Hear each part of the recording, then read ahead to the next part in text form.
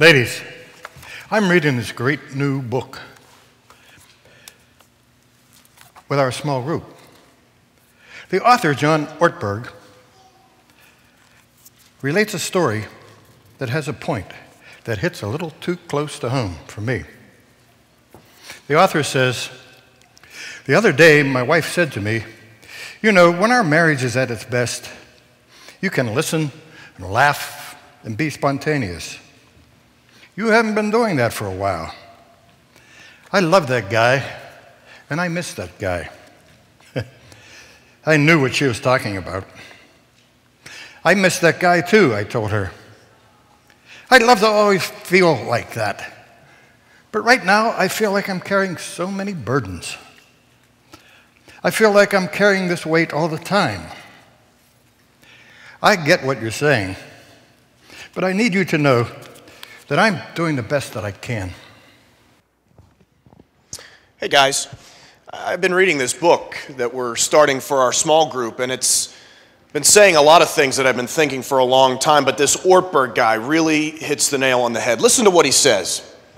"Life is not about any particular achievement or experience. The most important task in your life is not what you do, but who you become. God made you to flourish, but flourishing never happens by looking out for number one. It is tied to a grander and nobler vision. The world badly needs wise and flourishing human beings, and we are called to bring God's wisdom and glory to the world." Here's the best part. The truth is, those who flourish always bring blessings to others, and they do so in the most unexpected and humble circumstances.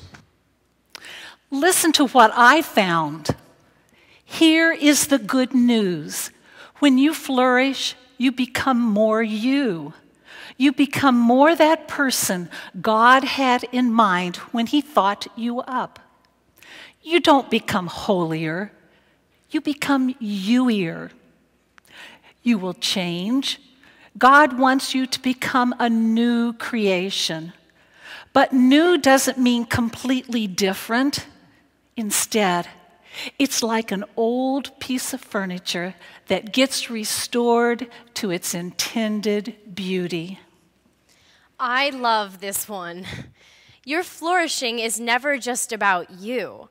God wants you to flourish so that people can be encouraged, gardens can be planted, music can be written, sick people can be helped, or companies can thrive in ways they otherwise would not. When you fail to become the person God designed, all the rest of us miss out on the gift that you were made to give. Wow. At home, this is me. I don't want to miss the dance. I get hung up on so many things in life, worrying about what I'll never do or achieve or have. But I don't want to miss the dance. I want to love my fiancé and support my son and give life to my friends. I want to do the work that God made me to do, and I want to love God and the world he made. I want to do my part to help it flourish, but my spiritual maturity is not based on following rules. The me God made me to be, well, that's measured by my capacity to love. And when we live in love, we flourish. That's the dance. Hey, get this one. We all have what he calls sacred pathways, ways that we find naturally help us experience the presence of God. For instance, I might find myself drawn deeply to God by a book that might put my wife to sleep. She may find herself intensely aware of God's presence neck deep in a project that would make me want to go take a nap. Some people connect to God best through nature. Some find God naturally when they are charging into a cause. Intellectuals find their hearts filled with the Spirit when their minds are filled with great thoughts. Some people find the Spirit most alive in them when they are serving. Some connect most naturally with God in solitary contemplation. Others feel closest to God when they are having fellowship with friends, and some sense him nearest in worship. The me I want to be. Sign up for your small group today.